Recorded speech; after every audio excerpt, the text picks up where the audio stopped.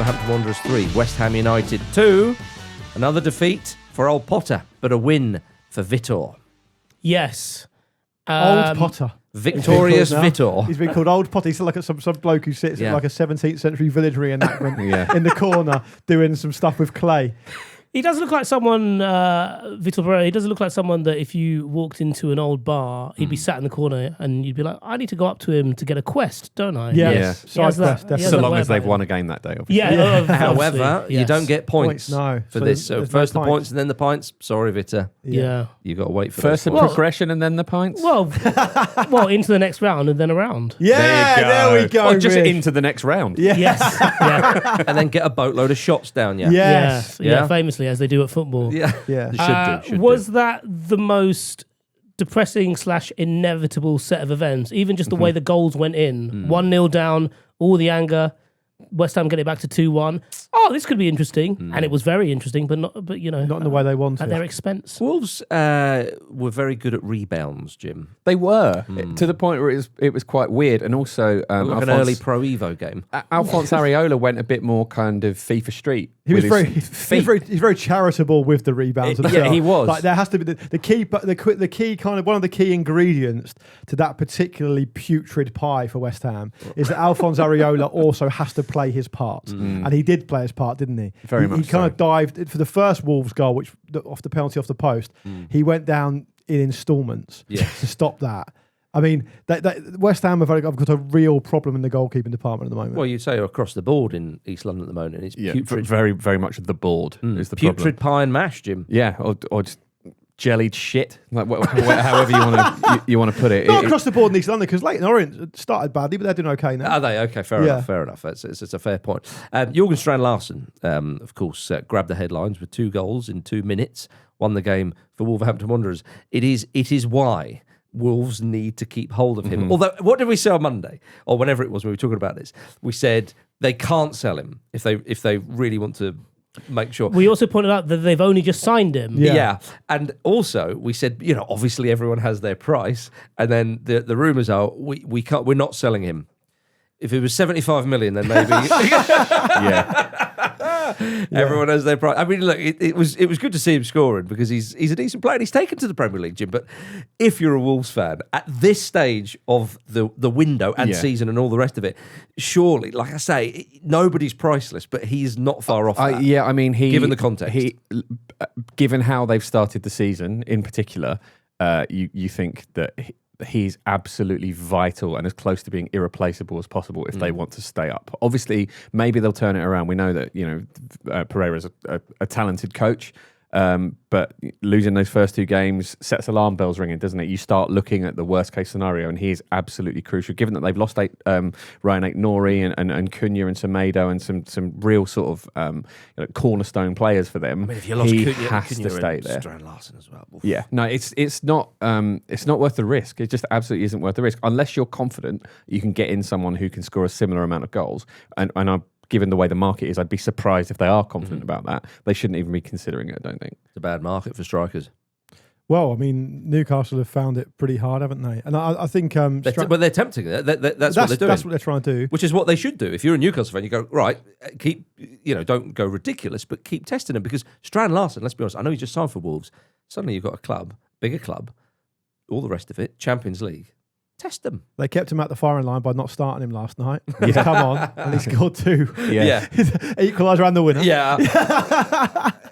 Look, just stay out of trouble. Yes. Keep your head below the parapet. Yeah. Don't score the equaliser and do not score the winner. Are they already offering him a new contract to the one he signed? We'll increase that another 20 grand a week. But what's interesting is that if you look at there's 3 teams that perhaps could break that promoted teams going back down again, kind of, I don't know what word for it you'd use for it. Hoodoo, whatever.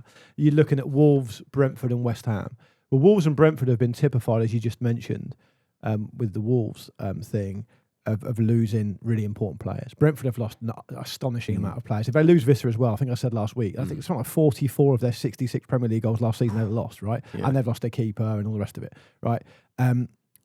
Wolves, the key players they lost, it's the same. If you lose Strand Larsen as well, it's really, it's just quite pessimistic. It's difficult. I don't think they've been as bad as No. as West Ham have been. But they've got the potential.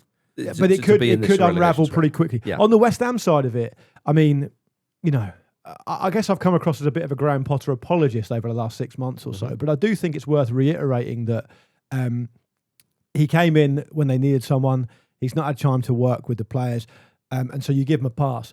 They get through the summer, and what it's looking like now is just an absolutely disastrous summer. Because he's had loads of time to work with the players. He has, but the recruitment has been poor. I mean, the recruitment has been really, really bad. I mean, I was speaking to someone, a good friend of mine who's fairly close to the club. He was saying that, look, as long as Sullivan's here, it's going to be difficult. And it's clearly, it's very obvious that that's the case, isn't it? The signings never make any sense. Yeah, well, this is the thing. He was saying to me, we obviously need two central midfield players. We need a decent centre-back.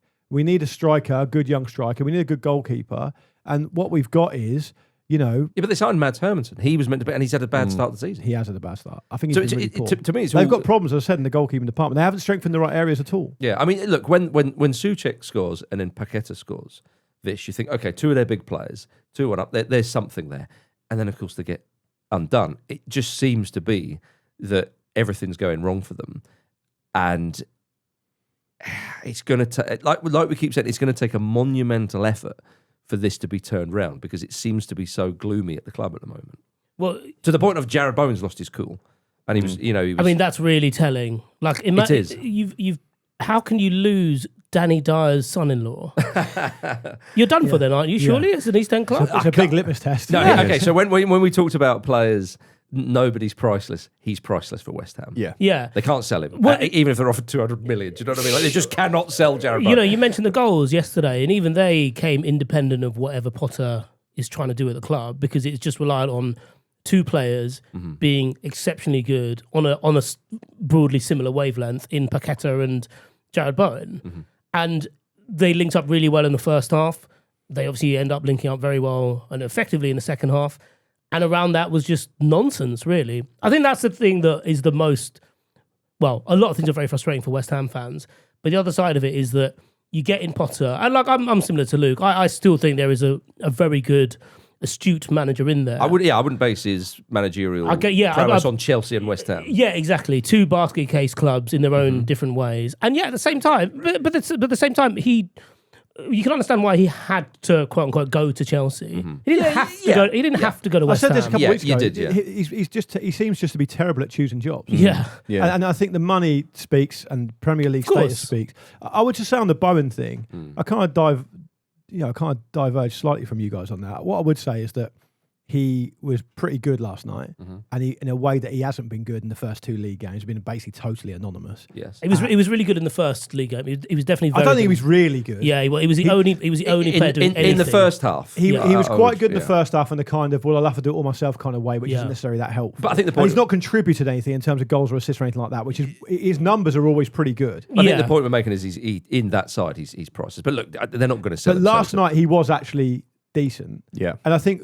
Just because you mentioned Paqueta there, I would say you've got to chuck into the mix, and you have got to blame Potter for this, and perhaps it is obviously informed by the poor recruitment, is that effectively last night, what are they playing? Like a 3-5-2, right? And they're playing a 3-5-2 because Ward-Prowse and Souček just get overrun in midfield in the two. So they bring Rodriguez in there. They still don't get control of the game in any meaningful way. And he plays Bowen and Paqueta both up front. Neither of them are strikers. Yeah. So and he's bought a striker in Callum Wilson, who he brings off the bench. So if Wilson's not fully fit, well then, bowl me over with surprise about that. Yeah. But if he's fit to play, and you're going to play two strikers, one of them needs to be a striker. Well, he essentially doesn't have the squad to make a coherent first 11 out of what he has, really, right? It's Amorim at United. Or certainly in the way that he wants to do it. That is, again, it suggests that it goes back to the recruitment, doesn't it? And they've signed a midfielder from Monaco this month. Maybe that will make a difference. But if you look at their season so far, it couldn't really have gone worse. You get beaten heavily by a promoted side. You then lose a lead to Chelsea and get absolutely battered to the point like fans are walking out early.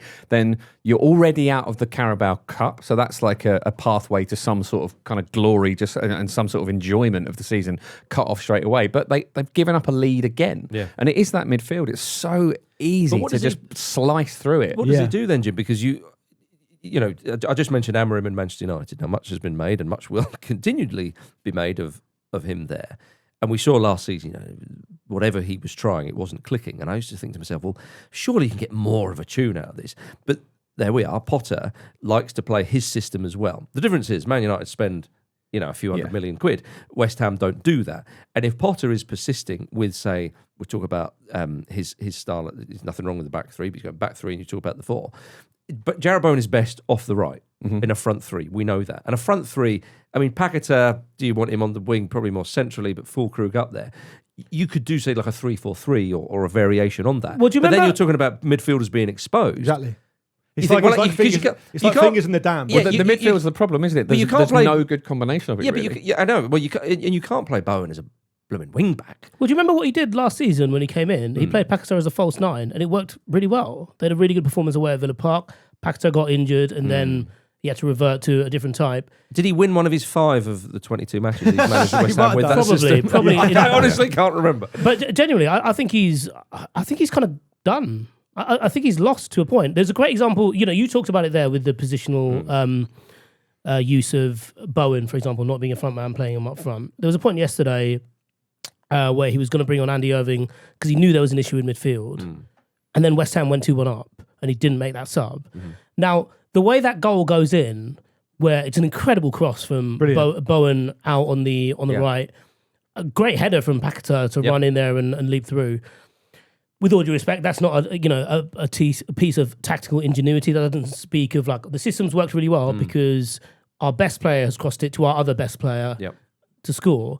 The midfield was still an issue then, and instead of bringing Irving on to even just solidify it, he tells him to go and sit back down. Yeah, and I think certainly from my view of Potter is that he reads the game really well. Some of his shifts, certainly when he was at Brighton, are quite astute. But that really spoke of, oh God, we've won. Maybe we shouldn't change. We shouldn't change anything. and there was still half an hour to go. And it's out of fear, basically. Yeah, and it's already even in the life cycle of his time at West Ham, the way he started and the way he seems to be finishing, just chalk and cheese. And I think he's just doubting himself. Yeah, now. I mean, the thing is, they have good forward players. Do you know what I mean? There's a few. Like, how many teams in certainly in the lower half of the table would love Bowen, Paquetá, even Füllkrug? Somerville.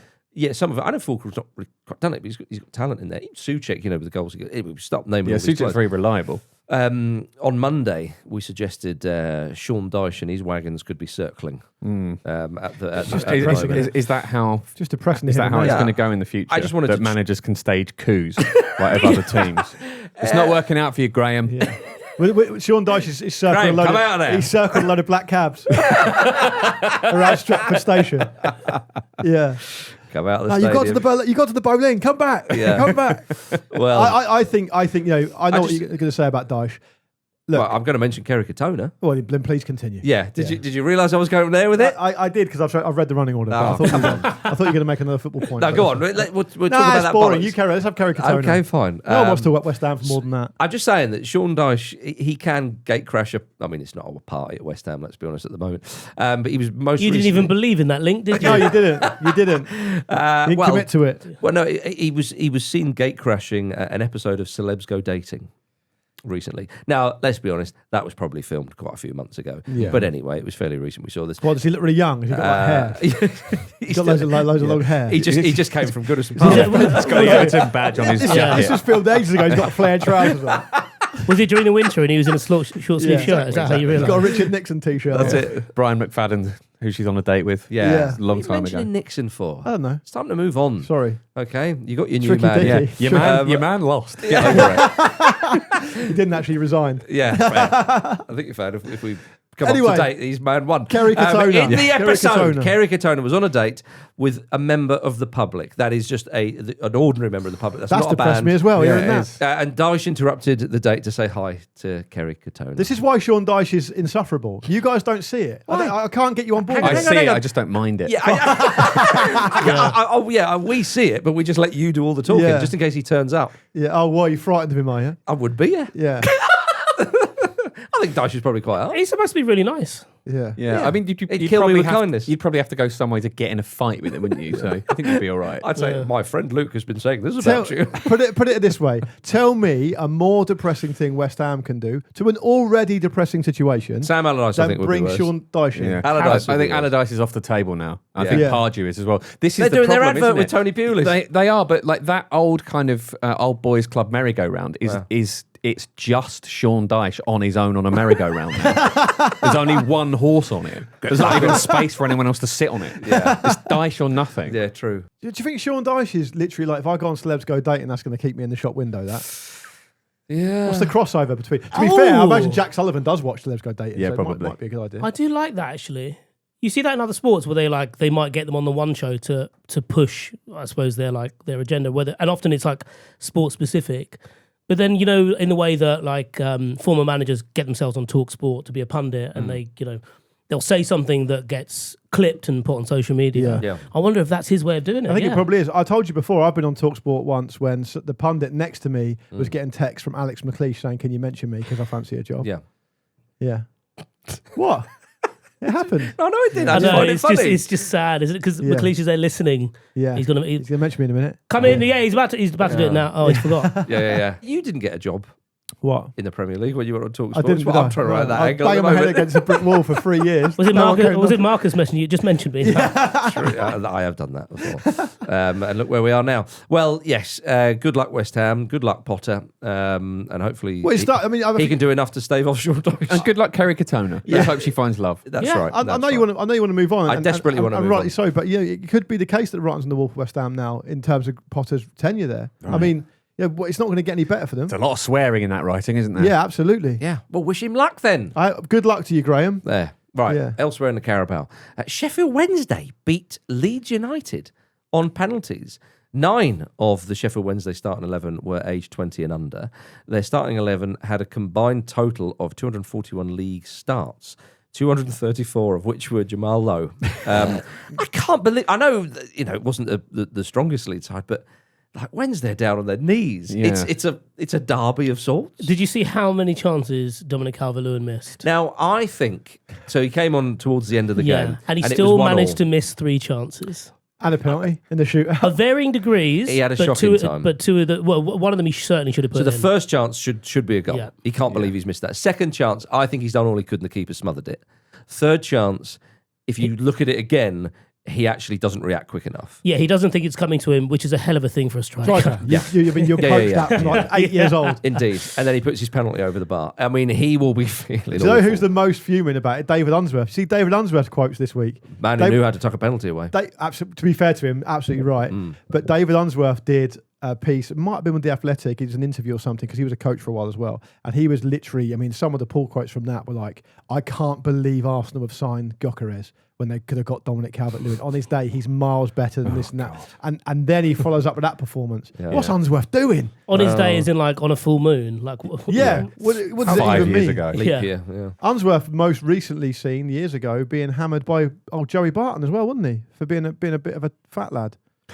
Joey Barton had a massive pop at him. I mean, if you said, Joey Barton had a go at that person, Yeah, but that doesn't this tell was- me anything about that person. This was before Barton went completely off the reservation, though. Like, More so. Yeah. Yeah, okay, fine. But I mean, Unsworth, Less said about him, the better. I'm just saying it's a bad week to be David Unsworth seeing that Dominic Calvert-Lewin performance. It is. you know. But look, Calvert-Lewin's a better player than what he gave last night. And I don't think we know that anymore. well, we'll see. Can I translate that for you from Marcus? Dominic Calvert-Lewin once played up front for England. Yeah. Therefore, he can do no wrong forever. Ever. Not quite what I said. Forever. Joey Barton once played for England. Yeah, true. Oh, well, Yeah. that's the bar then. That's how Yeah. bad they have to get Yeah. for Yeah. them to be out of Marcus Speller's England boys club. You know what it is? That's the Joey Barton. You know when you maybe it's the same over here, but you know when you become president of the United States, you get don't. you get FBI security for life. Yeah. That's the equivalent. If you get an England cap, you get Marcus's Security trust for life. for life. Yeah. Well, as I say, in the Gavin McCann's there, thank God. Your own Yeah. special key to the weekend. Yeah, but it is an interesting debate to have, isn't it? Because Leeds United are a Premier League club still. Calvert-Lewin's found a Premier League landing spot. Yes. And Marcus, your opinion is that, he's a better player than he's shown and that he deserves it, presumably. Yeah. At what point does that stop being the case? Because he's not contributed anything really meaningful in terms of goals since the COVID season after that, maybe? possibly, yeah. Yeah, so and so at some point, it just becomes, from his point of view, quite a lovely gig, doesn't it? Because I haven't really got to do I know much, what you mean. and I still get moves all the time. I think if he doesn't do anything this season, if Leeds were to get relegated, say, I think that he could, you would have to go down to the Championship with him. If he doesn't do anything this season in the Premier League and Leeds were to stay up, or even to go down to the Championship, you do start to think, are his days in the Premier League going to be over? Really? Can I give you my, sorry, Jim, I'll just give you my quick take on Calvert-Lewin very, very briefly, so that a bit of context, because obviously I'm having a go at Marcus there, being very unfair without giving my view. My view is that Calvert-Lewin probably couldn't sustain a season in the Championship. I think it'd be too demanding on him. Too many games. He could contribute. He's obviously of the quality that he could play, but I think in terms of demands on his body, and I think the reason Leeds United have signed him is because they think he's got quality, and for the last 15 minutes of a game, we're desperate for a goal, and every goal counts in the position we're in. He's worth relying on, and we've got Premier League money now, so we can pay him. He's not starting. I don't even think he's starting for Leeds United week after week after week. I wonder if actually the way to look at Calvert-Lewin from Leeds' perspective in what they need out of this season is that it's probably about more than goals. It's about having a presence there, about bringing other players in, about having a sort of reference point, and about someone that you can essentially just get it up to when your backs are against the wall, which is going to be a lot of games for them this season, when they're playing sort of the sides closer up to the top of the table. So, I mean, I feel like he's had a lot to prove for most of his career. So I suppose from his point of view, there's nothing really different there. I'll tell you what would be a good landing spot for him if it doesn't work out at Leeds. Como. Can we just give Sheffield Wednesday some more credit, though? Because I think they've done amazingly well. They have done amazingly well. They kept a clean sheet in a shootout. That's astonishing. Yeah. And they've been rewarded with the news that John Textor might be interested in taking them over. So do you know life comes at you fast. But, Jim, it's been such a shit show under Chansiri in these recent seasons that I'm sure they'd probably open their arms. It is better, isn't it? Which is really something. Well, you see what happens. I mean, the ultimate example being Newcastle United open arms to a murderous regime because it was so shite under Ashley. And so, anybody with the right amount of money could walk up the road to Hillsborough and they'd be like, yep, you'll do. Because it's so depressingly bad there. I mean, you saw at the game, there wasn't even, 8,000, because the fans are saying, stay away from the games. That obviously this wasn't, presumably not a prepaid match, like a season ticket. So stay away from the games because we don't want to try and put any money in the pocket of Chansiri because he's not selling, he's deemed to be not trying to sell the club for a fair value. Not paying wages. Not paying wages. It's so utterly depressing for such a storied club as well. But the other thing I read about Chansiri, I think, this week was that I think it was following the Wrexham game, because as you guys mentioned on Monday, they battled back really well to get a point. I mean, they've done, look, they're through in the cup. Did you read, I don't know, I haven't got any sources here, but I was reading online that Bailey Cadamarteri, who scored for Sheffield Wednesday against Wrexham, gets that kind of goal in the last 10 minutes to get a draw for them. He was already the subject of a move away because he's young and he's got a prospect and they could get some money for him. And as soon as Chansiri saw him score, he just fucking torpedoed the deal, jacked the price up, and said, "Oh, we're not selling that because he scored this goal, so now he's worth this much money." And the club pulled the deal. Like he's just unbelievably consistent at making the worst decisions possible in an environment at Sheffield Wednesday where he's accountable to no one. Yeah. It's a terrible combination, and I really feel for Wednesday fans, Marcus, based on what you said there. They want to support their club, they want to support the players. Players like Barry Bannon, who's like really committed himself. Yet at the same time, the last thing they want to do is give money to this moron, And they've missed out, a lot of them, admirably. They've missed out on what would be a pretty famous night, beating Leeds, a sort of local rival. Exactly, It's a team in a division above. And instead, a lot of them, because the Wednesday Supporters Trust urge fans to donate the ticket money to Sheffield Children's Hospital charity, and a very worthy cause. A lot of them have done that instead. So the situation is dire there, and you just hope just sell up and fuck off. Yeah, just do those two things, man. Yeah, exactly. Have a bit of dignity. Yeah, for crying out ruddy loud. Yeah, totally. Nice use of ruddy, by the way. Thank you. Because you're allowed to swear on this show. It's our show. Yeah, I did just before that. Recently did. Yeah, it's a great combination. It's like a little bit for everyone. Halfway through the rant, and his grandparents came in. Mention for League One Huddersfield Town knocking out Sunderland on the league on the League Cup in penalties. Quite a few Premier League teams out already, which Bournemouth is what we knocked want. out. beaten by Brentford. Good, it's a good week for Brentford. Yeah, 2 absolutely. wins, 2 clean sheets. I mean, Massive. Huddersfield have a very good start of the season, by the way. Yeah. They got a chance they could bounce back up to the Championship this year based on their early start. That wouldn't be too shabby. They've done well. But it's all happening in the Carabao. You It can't is. take your eyes. And what is it? 150 grand's up for grabs for the winner. There you go. You can't sniff at that, can you? You know. Is it worth Sheffield Wednesday's while? Yeah. But you know, on the saying we want to see the Premier League teams go out. Weirdly enough, without putting too much of a dampener on it, I mean, obviously that's probably what they want as well. Yeah. Particularly the teams of the profile Leeds and Sunderland, because every single last ounce of effort is going to be poured into Premier League survival, right? Yeah. So, in fact, it just becomes a bit of an inconvenience. I found myself thinking that the other day, actually. It's a shame, though, when you start thinking about the cups like that. Well, obviously, I support Portsmouth. And they signed a couple of exciting players this summer, and I started to think to myself, I wonder if we could actually do something this year. And then I saw they went out to Reading in the League Cup, and my instinct, without even thinking about it, my instinct was like, oh, I'm actually quite pleased about that, which is sad, really. It is. Yeah. Anyway. Oh, well. Right, coming up after this, Cole Palmer has a lovely weekend at the Notting Hill Carnival. Favourite post-match meal? Don't know, Chinese, perhaps. What's your order? Salt and pepper chicken, Yeah, banging. rice. Not salt and pepper chips, too much that. Yeah. But they have Curry to, sauce. chippy chips.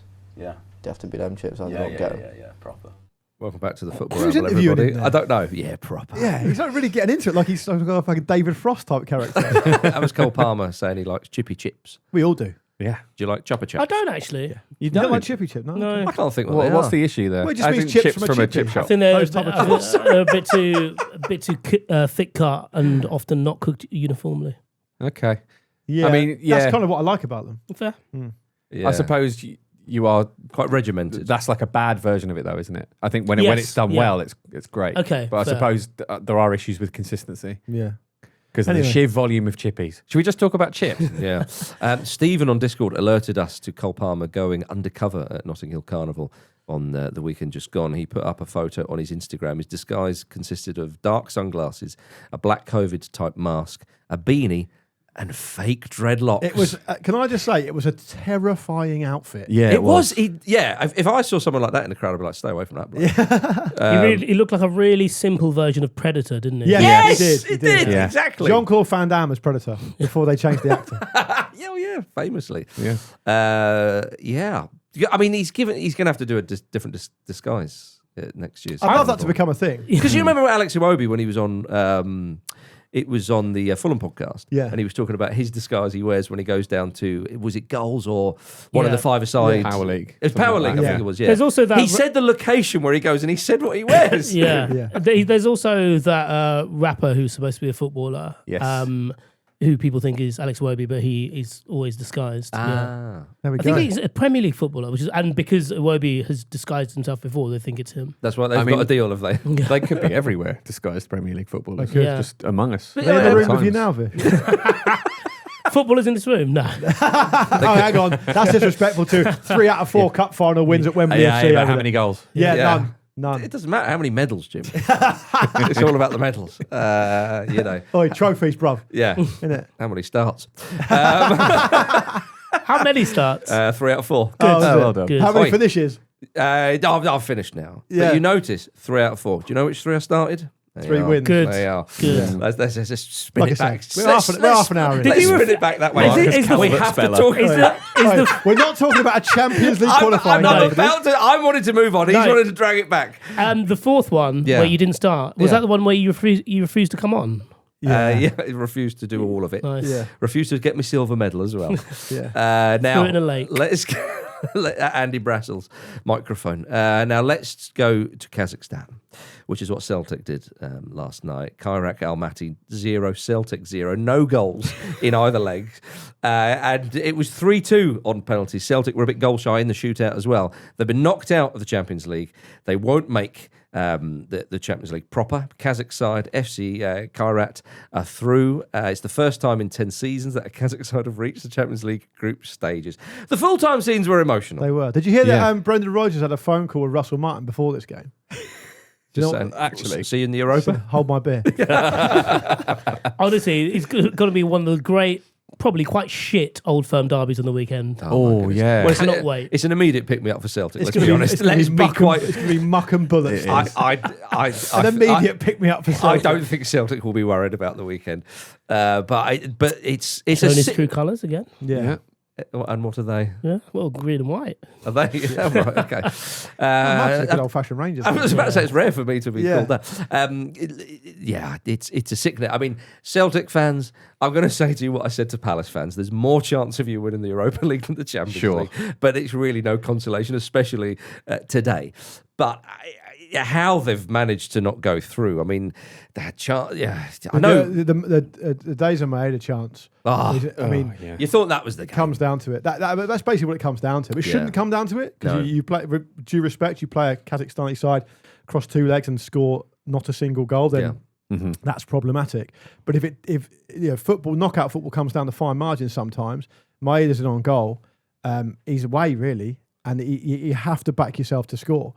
The moment that didn't go in, that's it. You know, you can't feel the writings on the wall then. Yeah, so it's a shame for them. But look, still in the Europa League. Again, it will feel barely like a consolation to Celtic today.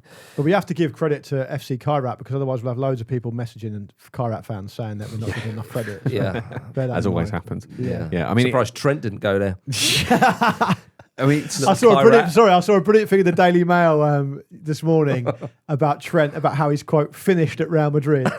Because I might go on loan in January because To FC Kairat. because they played Carvajal ahead of him. Amazing. It's like you're talking about Carvajal like he's not some kind of absolute legend at Real Madrid and won everything there is to win. ridiculous. Yeah, it is ridiculous. So there are 4 teams with that away trip now in the Champions League. Oh, yeah. And that is an absolute nightmare. And also, if you were going to be a little bit cheeky about it and feel hard done by, you'd say, well, it's nowhere near Europe. It's literally nowhere near Europe. Part of it is in Europe. That's the reason that they What play. part of the country is? Yeah, apparently Well, part of Kazakhstan. It's former Soviet Union area of it. No, But and it's that's about how they it's qualify. just about membership of UEFA. Sure. Is basically all it is. Yeah, but I mean, there are. I mean, you're getting into, funny territory here, quite literally. I mean, where does You Europe? thought about Borat then, didn't you? You've done really well actually to resist this. I didn't think of that, but I mean, Azerbaijan, Georgia, Israel. These sides from these countries, they play in UEFA competition. I understand that, but I think it's a particularly egregious example because Kairat, as a place, Yes. is so far east that it's 4,500 kilometres from the agreed centre of Europe and is further east than China's western border. It's an unlucky away trip. It is but pre Ukraine-Russia war, Russian sides were in UEFA, and they just happened to be in Moscow. It is feasible for a side. I mean, I've not done my research here, but it's feasible that if there's a side in Magadan or somewhere, which is you're nearly touching Alaska. If indeed they were to go through, and on merit and so on, got there, it was feasible a number of years ago and could be in the future. I understand all that. I'm just saying it's a bit mad, isn't it? Well, if I that's don't have any purchase in the football administration world. I'm not going to change it. it sounded like you wanted change. You sound like one of them. And I'm just Starting saying, to sound like one of them. Just back off. All right? Back off my UEFA. So anyway, let's move on from that bollocks and go back to some transfers. Chelsea have agreed a deal to loan Nicolas Jackson to Bayern Munich. Never have a team worked so hard to offload a quite a good player. I found this, I thought They wanted 80 million for him a week ago. The What are world's you doing? biggest jumble sale. Yeah. it's strange, isn't it? Also, 7 years left in this deal, Jim. 7 years left. yeah, he's until 2033. Actually, it might even be 8 years left in this deal. Exactly. It's 8, isn't it? So Yeah. they probably made him sign an extension before his loan. It's a funny old one, that, isn't it? I mean, he's distinctly going to be number 2 at Bayern. And if he wants to play what up he front. needs now is to very clearly, as much as any striker in his career, he needs to be the main man somewhere. He's like 24 years old. He's come off back of a couple of decent seasons, needs room to progress. This is a mad move. From You've his never been perspective. more effusive about a player, and I'm including Arsenal players in this, than Nicolas Jackson. Jim. It's been so consistent, it's been unbelievable. He's like a one-man pressure group for Nicolas Jackson. Yeah. It's like the Greenpeace of Nicolas Jackson. Jackson, obviously, I mean, he may well have personal reasons. He may just think, bloody hell, Bayern Munich, I'd fancy giving that a go. Even if That's he's a lot of numbers. Yeah, it is. Well, that's a big number, actually, that, yeah. I mean, look, where else, I mean, now that he's a world champion, where do you go at Chelsea? I Yeah, suppose true. was what I would say. Oktoberfest coming yeah. up soon. That's Yeah. true. Yeah, it's very much Thinking the of the Harry big Kane picture. highway, isn't it? It is a bit, yeah. He'll be have to work very hard to get a start by navigating himself around Marcus' security detail for Harry Kane. Now, so Yeah. I mean, the centre half's up for grabs now. Eric Dyer's moved on. But do you reckon that's how they tempted him? You will be doing a stint at centre half, so let us know. bloody hell. Well, presumably he's been put off by Joao Pedro, obviously playing up top, and Liam Delap. I think he's been put off by Liam Delap's outstanding intellect. Well, did you see this? He's been showing off impressive mental maths with Chelsea's media team. He was given a load of 5-digit numbers.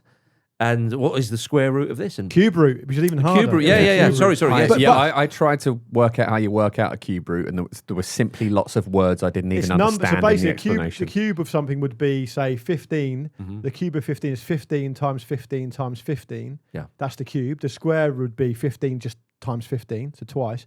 And then what Delap's doing is reverse engineering it back. But what I would say, Why did Sorry, you I'm use still 15? thinking about Nicolas Jackson. So what's the cube root of 15 then? Huh? Why do you use 2? What do you mean? The cube of 2 is 8. Yeah. Yeah, Yeah, and it's just 2. Why did you go with it's not 15? impressive. Well, just give an example. Yeah. But what I would say is that I'm by no means a maths expert, but I think Delap could just memorise these. It could have been done in advance, and he could have just memorised it. You think he's a fraud? I'd like to see it tested properly as well. Yeah, but fine, and I get that, and obviously, they'd like some content to go viral and all the rest of it. Yeah. But what does it gain? Oh, Liam Delap's really, really clever, and he's going to go, yeah, I'll sign up for that, and then people are just going to start firing him these numbers, and he's going to. I think I'd like to see. You're making the darling of the Athletic. Well, it would. Yeah. It would. Actually, Maybe that's I his mean, big. As we maybe that's record the this goal. right now, someone from the Athletic has gone to interview Liam Delap's maths teacher. But I'd like to see, it Stamford Bridge this weekend against Fulham. It's a big derby game. Oh yeah. Some of the away For fans Fulham. could be holding up big banners with Yeah. just massive numbers and then cube root question mark underneath it, putting off Delap. Hang on, Well, I'm that's just- one of Thomas Tuchel's training tactics, isn't it? He throws like equations at players while they're in like little short-sided games, and they have to answer them. I'm as not a way doing of, that. I'm like- just not doing it. No, Yeah. I wouldn't. You'd be do that. serious? Yeah, generally, I'd fall over. Is that having why? to Is that why? concentrate on those two things at once. So this It's his way of getting into the England team. trying yeah. to get in the England team. He's I like memorised. it. Also, this his way of dealing with complex numbers just suggests that he did his own negotiations for the Chelsea deal. I see. Something you just said there, Jim. You said it was a big derby for Fulham. Mm-hmm. It is the West London derby. I suppose it is. Jim, it is the West London derby. I mean, yeah. Chelsea don't acknowledge it as much because they're arrogant, but it is the West London Vish, derby. you're from West London. I am, yeah. What do you think of this fixture? I think QPR Chelsea is more of a West London derby than Fulham. Okay. Like that. Chelsea. I don't mind that either. Why is that? Do you mean Because- traditionally because Fulham were down in the lower leagues for many Yeah, years? yeah. So I suppose it's just like in my lifetime. But I mean, you can that's fine as well. I actually think I don't think you can have a derby with a neutral stand, but that's a different thing entirely. Well, and they haven't had a neutral stand for about 20 years. they've got a cottage though, Yeah. which All doesn't that. suggest derbies. But I would argue that the emerging true West London derby is Fulham Brentford because both sets of fans care about it. Yeah, that's Yeah, true. I don't mind that. Yeah. I think ultimately the derby game is what the fans decide is the derby game. Yeah, Be exactly. 100%. respectful of them. Not you, Jim. Hence, Nottingham Forest Crystal Palace becoming the latest derby. Crystal Palace and anyone. Yeah. Fair enough. Well, speaking of Palace, Jim, they've made a £15 million bid for Manuel Akanji as they look to replace Mark Gaze on his way out. I mean, I think that's not too shabby. I think that's a really good bit of business. Also, it looks Well, like if they can do it. Jeremy Pino might be on the way as well as the replacement for Eza from Villarreal. Quite highly rated, very skillful player. So they're making moves. I think Akanji would be good as well. You get that experience in there. The difficulty is, though, that Galatasaray have agreed a £15 million deal with Man City. Akanji is yet to say yes, though. But if you're Akanji or Akanji's advisors, you can almost say to him, "Look, Turkey will always be there. Yeah, that's a fair 100%. point. You have a finite number of years in the Premier League." That is a fair point. That is a very, very good Actually, he point. might be settled here, and I think he's a good enough player to play regularly in the Premier League. Oh, he is. Palace is a great move for him. Yeah, absolutely. Especially with a very settled back line. You know what you're going to be asked to Slotted do. in there, yeah. You slot in there. Yeah. Lacroix's going to, you're going to be next to him, who is the ringleader there, the main man. I think if Gay is the main man for the Well, moment. yeah, yeah. But when he goes, yeah. But Uncle Mark. in But terms of surely getting the fans and everything, I think Lacroix Actually, There's different ways of leading. There's different ways of he's leading. the ringleader. I'm telling you. But I mean, surely The circus Akanji master. is looking Absolutely. at being the replacement for Uncle Mark. 100%. Right? Yeah. That's exactly right. Yeah, Absolutely. to me, that, as you say, Jim, if they can do that, that would be really, really good. You get the ball, give it to Wharton, who's just right in front of you. Easy game. Yeah. Lovely. I was just better than being at Man City, I would say. Glasner has said that Gay has to stay at Crystal Palace at least until the second leg of the Europa Conference League qualifier against Friedrichstadt, which, of course, will be on Thursday, tomorrow. So, yeah, do stay for that. It's only a slender lead. The last thing they did, I mean, if they went out, Yeah. there's My God. no Europa Conference shield. You know what I mean? It just gets lower and lower. No and matter lower. how much of a sickener it would be, I don't even Before want you to know come it, to you're playing Barrow. against Knackers in the stands. You're playing against Marcus at Wembley FC in the final. Well, and if I'm starting, you're in trouble. Palace have reportedly asked, how about this one, lads? Asked about the availability of Conor Gallagher at Atletico Madrid. Yeah. He doesn't often start that much for Atletico Madrid. He's made his contribution. And he's, Can I just say, yeah, speaking earlier about West Ham central midfield issues, yeah. Conor Gallagher next to Adam Wharton, Yeah. I'm here for that. Damn. Yeah, that's Damn class. I'm here for that. Well, but could they rekindle the old magic? Because he was played a little bit further forward, was he not? I'm at just Palace? saying. He was the player of the season for Palace in that season, wasn't he? In that position. They got to the semi-final of the FA Cup. He was integral to that. A lot of them were saying he shouldn't go back to Chelsea. Yep. He obviously then starts next season for Yeah, Chelsea. yeah. But yeah, it'd be a lovely little thing. I think next to him, next to Wharton would be brilliant. Yep. Because it'd be a bit like, Wharton would be like, really want the ball. It's like, don't worry, I'll get it. Yeah, I'll get Whatever, it. whatever it is, I'll get it. And give it to Adam you. Wharton's, Adam Wharton, it's not a football, it's a tennis ball. Adam Wharton's throwing it, Gallagher's bringing it back. Damn right. But this is disrespectful to Luke's friend Will Hughes, though. Well, I think Will find his way. He'll be fine. Don't worry about that. Where there's a Be will. alright. Yeah. I do think realistically this might be quite a hard deal to do because the talk I've seen is that Atletico would want quite a big fee for him. Yeah, they like him understandably, and because they as rate you've him. said, he's contributed. It's not like he's kind of just sitting on the bench, not really doing much. Yeah. All right. Well, Jim's poured cold water over that. Yeah, I think it would be Fucking why are you great. ruining our fun? Someone has to do it. Have a You nice get carried time. away. Oh, 'cause Yeah. Nicolas Jackson's leaving the All country. right, well, Let's have fun. something a bit more positive for Palace. Did you see that the man who I think is the ringleader there, Maxence Lacroix, bought everybody in row 5 at Selhurst Park a free soft drink because he wears the number 5, you see. Only soft drinks allowed though, because otherwise they wouldn't be able to drink it and view the pitch, would they? Exactly. Good point. Exactly. Yes. Because that's the kind of nanny state we live in. Yeah. Yes, exactly. Yeah. Which is why Because we need it. We should bring in Because we shots simply rather need than it. pints. It's really worked actually because since they've put that law in where you can't drink beer in view of the pitch, I've not seen any piss football fans. No. So No. be careful what you wish for there because it's worked Absolutely really right. well. Yeah. Absolutely. Pubs are empty around Yeah. stadiums. Last time I went to Spurs, I saw 2 men, not one, 2, falling off the tube, pissed before the game. So, Wow. well done, everyone. Hey, putting the great back in Great Yeah. Britain. Yeah. Now, before we go for a break, got to mention Jamie Vardy here. Have you seen this? The Jamie Vardy's camp have begun talks with newly promoted Serie A club Cremonese. Can I just ask what that? Have a little mental image in your mind. of Jamie what, Vardy's camp. what his camp looks like. Yeah. Yeah. What you just It's the guy- described. it's- Those it's- 2 blokes who fell off the tube. Yeah, They're it's- in the camp. It's the guys when you were young who used to hang around the playground in the park, but old. Yep. Yeah. Must be. I think that Jamie Vardy's camp has at least 2 people in it wearing tracksuit bottoms. Yeah. Yeah, with rhinestone phones. Yes. And one of them is running around with a long, pipe with a firework in it. Yeah. No, Vardy's doing And that. the other one's diving in the North Sea trying to get Rebecca Vardy's phone back. And the other one has just come back from France and's got a load of bangers. They do not want that phone back. No, they don't. No, they don't. It's true, actually. Just to make sure Sorry. it's been destroyed, One of them's maybe. in the North Sea trying to bury it deep in the seabed. Wasn't it? Doesn't it belong to that Sky Sports presenter now? Yeah. it does. Yeah, maybe. Yeah, because it's So- in Davy Jones's locker. Well done. Well done. Very good. So Cremonense, I don't know if you have seen much about them, but they beat AC Milan at the weekend. And they have a striker called Federico Bacciarotto. I think he's a striker anyway. Bacciarotto! But he is a unit. He is He has to be. absolutely massive. And him and Vardy together would be an absolute nightmare to play against. So I hope this one happens. He had agreed a move to Genoa, which is lovely. You know. Bacciarotto looks amazing. He does, right? Look at him. Come on, let's have a look. He looks like Fucking hell. he looks like Goretzka, but bigger. Yeah. He's like a Roman statue. Yeah, he is. It's like- Very much. bloody hell. Same birthday as me, by the way. They're lovely. Well, That's there's 16 years later. all the big boys. No, it's not today. All the muscle men. Just don't say happy birthday once someone mentions a birthday. Happy birthday. Yeah. Bad luck if you don't do that. You can technically wish that someone has a happy birthday, not on their birthday, but it does seem It pointless. just seems like you get very admin heavy very quickly. All right, if anyone's listening, it's your birthday today. Happy Yeah, birthday. that's nice. And, That's if nice. it's not, we wish all our listeners happy birthday. And a happy new year. And all the rest of it. And a happy pancake day. Now, Jamie Vardy. we want Luke, Vardy at an old firm club of some description. It's as simple as that. I like the Cremonense move, but we want him to go to Scotland. He's been linked to Celtic, well, he's despite being the most Rangers man you'll ever see in your life. Yeah, would that be more surprising than when John Terry said that he was a Celtic fan? Yeah. But anyway, look, Vardy had agreed to move to Genoa, but the move was blocked by the manager, Patrick Vieira. I'm not having that. It's a contradiction of terms, that. Yeah. You can't agree a move to someone without the manager knowing about No. it. I love that he came back and went, guess what? We've signed a Suppose it is star Italy. Premier League striker. Yeah. Go on, but who is it? Jamie Vardy. We're not having that. We're no chance. Block that. End of.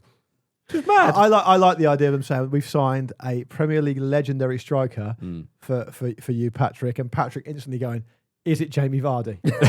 and the guy going, I'm frightened to tell you now. Well, he's won the Premier League. Okay, I'll ask you again. Is it Jamie Vardy? In the background, can of Red Bull opens.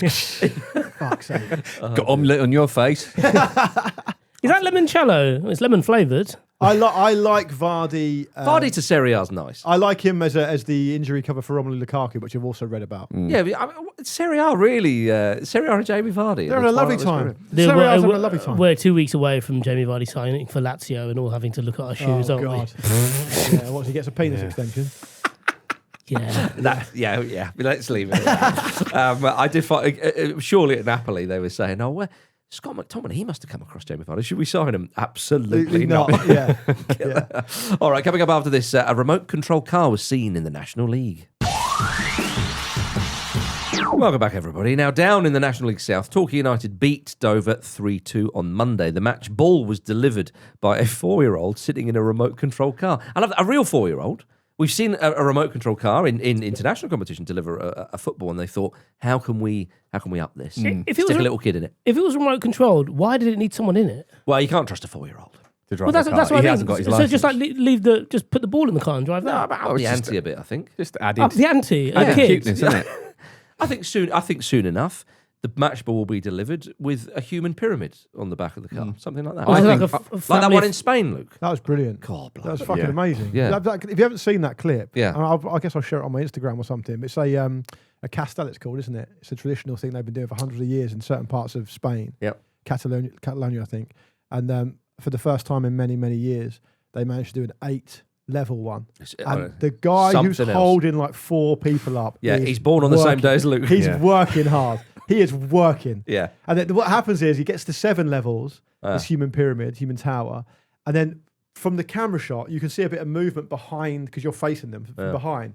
And a little like 5-year-old kid with a crash helmet on just scampers up the whole Yeah. thing, stands on the top, does a little Wow. pose. And It's I'm amazing. saying that's how you should deliver the ball. Luke. Yeah, first. Well, I think it should just drop out of the sky somehow. We'll work on that bit later. What, the bloke? Remember the bloke who jumped? Yeah. From. He died recently. Oh, did he? Oh, Yeah. yeah, Felix Baumgartner. Felix Baumgartner, Yeah. Ah, Yeah. very Yeah. sad. Very Yeah. sad. But He died in a paragliding accident. He did, He yeah. smashed into someone's swimming pool, didn't he? Yeah, really, really awful. Yeah. very But separately from that, I think the ball should drop out of the sky and then it just starts as a drop ball. Get rid of kickoff.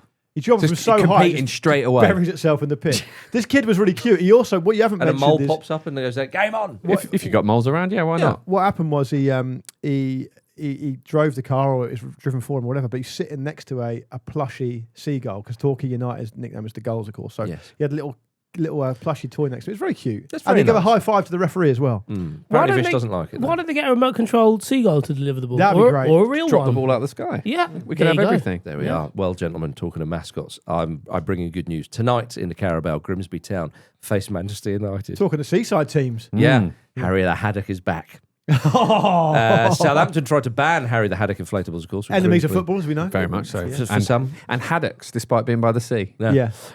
Grimsby travelled to St Mary's to play in the FA Cup a couple of years ago. But Grimsby Town have encouraged home fans to bring Harry the Haddock inflatables to Blundell Park tonight. Blundell Park. Yeah. Can you see the headlines, Vish? Yeah. Because I bloody can. I think this is the real big test Come on. as to where Man United is still a Man United is still a banter club or not. If Amorim stays or walks. If away at Grimsby on a Yes! Wednesday It's night. exactly what we want. Oh. The only reason they're in there is because they're not in Europe. And none of the players want to play. I'm Yeah. telling you now, none of the all the Man United Spurs players aren't in this round, are they? Yeah. I know Fulham are. I think if Grimsby get anything even approaching the result tonight, it's still banter club central. So whatever happens, yeah. maybe I'd have to win like 5 or 6. Oh yeah, I think Amorim so. comes in 10 minutes before kickoff, and he's just like, we've all seen him look very, very dour. And they're like, Gaffer, what's wrong? So, Harry the Haddock's here. I've just been hell. slapped in the face with a Harry the Haddock inflatable. I love this as a game. I'm watching it for It's sure. great. Well, it's the first time Manchester United head to Blundell Park since 1948. Don't keep saying Blundell Park, because it's just, when you keep saying it, I keep It's seeing great, it. isn't it? Yeah. 96-year-old Grimsby Town fan, Dr. John Hall, watched that game in 1948. He will be in attendance tonight. He looks great, by the way. He does look really He good. does. There was a touching interview with him. In Dr. John's interview, he spoke about how people would go to the ground often on bikes. They would park them in people's gardens and pay tuppence, and they'd be looked after, which is quite nice. He also said about attending matches, I had a rattle, but the end flew off the handle, and it was confiscated by a steward. What a memory. A sign of the times. It's also a lovely moment, having done interviews like that, where this is a quote from it, and he goes, men and boys, there were no women. You either walked or cycled to the ground. And I imagine the interview being like, well, we'll just move past that. Tell us about these bikes. Not necessarily his views. He was just saying that. No, exactly, yeah. Also, we all know what those rattles were like. If the end flew Annoying. off one of them, it probably killed a man. someone. Yeah, exactly. And, clearly a man as well. Yeah. Or a boy. Or a boy. More likely to be a boy, really. No, if we would have flown over a boy's head, wouldn't it? True. Especially if he sat down in a little car. Yeah. Do you know what the score was when Man United travelled to Blundell Park to play Grimsby last time? Do tell. In 1948? It was 1-1. 1-1. And Man United scored late on as an equaliser, I checked. So if it's 1-0 tonight... Why are you holding love that that against them detail. now? Yeah. just saying. Dear. Well, Dr. John... Casemiro was playing. Yeah. Dr. John reckons that old Grimbo, they may not be called that, can give Manchester United a run for their money. But anyone can give Man United a run for their money. Yeah, it's a Grimsby fan not even making a boast. The whole point of them is giving them the whole point of the game and the sport is giving them a run for their money, though, right? To be Man fair. United went to Craven Cottage on the weekend. They got a draw. Also, complete bollocks as well, because Well, as we've seen with Manchester United, they don't need to run to get paid. True. They will get their That's money. true. Do you have any fear about this game? Or do you think it's one of those a bit overinflated? It's 2-3-0 easy win for United. No, but it's quite funny that the reason Manchester United are playing in this is because they're not in European competition. Yes. Because as Amorim said, they're not ready for What, European first time in competition. 10 years or something. Yeah. Yeah. I mean, Amorim did say the other day, we were not prepared to play in Europe in the Premier League. Which makes it sound like they refused. Yeah. Yes, indeed. They were a game away from qualifying for the Champions League. Yeah. And, Yeah. and Not sure how that that is- works. It's And then spent 300 million. it's a Fine margin. It's a loophole. It's a UEFA loophole, quite frankly. Kobe Mainoo is reportedly open to leaving Manchester United this summer. That's sad to hear from Manchester United's point of view. It's very sad, especially considering at the start of the summer, Amorim said that he had big plans for Kobe Mainoo. Maybe these are those big plans. Yeah, perhaps. So a lot of exciting opportunities ahead of you, Kobe Man. I tell you what, though, he'll have suitors. I mean, reportedly, there are at least 10 clubs. It's not really, but it's not really about that, is it? I think it's another example of Amorim being a bit too rigid in that. Yeah. Mainoo's clearly a smart player. I don't know why he needs to be vying with Bruno Fernandes in a position that even Bruno is not all that comfortable with. And I think we saw with Mainoo's start under Eric Ten Hag that he can play a deep lying role. The idea that you can't coach someone that young and that talented or smart to play a deeper role, considering he has done it previously, is a bit ludicrous to me. I totally Really agree. where he made his name. Yeah, but also like we when he was coming through the academy and breaking into the Manchester United team, he was more of an 8 than a number 6. And the problem United have at the moment is that there aren't any runners around the people who just want the ball. Yeah.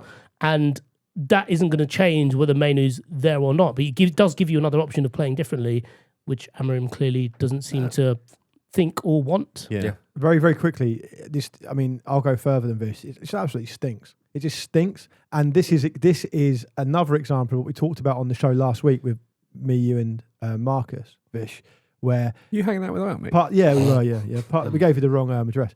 Part of the reason this is clearly happening is because, as you say, Amorim is rigid. They want to back him. They want to sign players, And PSR means that it's far more attractive to sell Mainu than it is to sell anyone else. 100%, And so it becomes surplus to requirements almost automatically because of the way football is administered now. And Mainu is a guy who not even that long ago, it's not that long ago, he was, and it's not an exaggeration either, I don't think, to say, he was like the saviour of the team. Like he was like, we've got a great tradition of bringing these young players through. Look how he's the only one with a head on his shoulders. Look how great he is in midfield.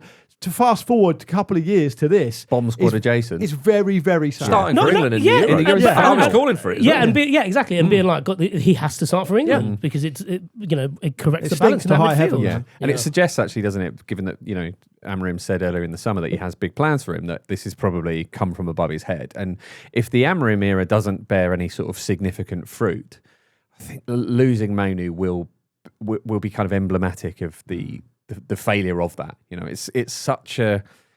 I can't remember a time where a Man United player has come through the academy and been a really exciting sort of kind of jewel in the crown of the kind of academy legacy that they have, and then been sold off so quickly. Marcus Rashford. Yeah, The I mean, last but I one, suppose, but he wasn't sold off Rashford, quickly, was he? Rashford's No, but spent it's in a someone long time there. who's basically fallen off, having been that jewel in the crown. Yeah. Yeah, I think it is damning. Part of it, obviously, is the nature of the PSL rules at the moment as well. Yeah, I suppose. but also it is just emblematic of Manchester United in this era where no one ever takes a step back and thinks, what is the cost of what we're doing? And the cost isn't always financial. No. Rasmus Højlund is set to join Napoli on loan with an obligation to buy. Rasmus, have a lovely time, young son. Yeah, it's fucking 30 goals this season. I'm telling you. And perhaps a medal. Speaking of former Manchester United men, Jose Mourinho's Fenerbahce play Benfica tonight in the second leg of the Champions League qualifier. It's currently 0-0 on aggregate. Of course, if they do make it to the Champions League, there is the prospect that he could go back to the Tottenham Hotspur Stadium. So let's all get behind him. Yeah. Big time, yeah. And Stamford Bridge as well. Yeah. Let's all get behind him. He's accused Fenerbahce of not helping him qualify for the Champions League. Though. What a brilliant pre-excuse that is. Yeah. I couldn't qualify because of my team. Great prep, isn't it? Fantastic. It's a new one. Yeah. Do you not think it's nice, though? It was a bit like when Pulp released Spike Island this year or whenever it was. It's kind of like, new material. That's actually quite good. I feel like that with this Jose Mourinho quote. Yeah, I'm not saying. I'm not commenting on that. I can't. I was looking for Jim with that one. Marcus and I had an agreement Yeah. that in the summer of Oasis, Pulp would not be mentioned at all until the 1st of September. Like, when summer's over. You can't accuse me of not being an Oasis man. I'm not accusing him, but I'm just saying Spike Island by Pulp was a good tune. Okay. All right. It was a bit like when the Libertines released Run, Run, Run. Again, not really that bothered. I'll piss off. Right, we're ending now.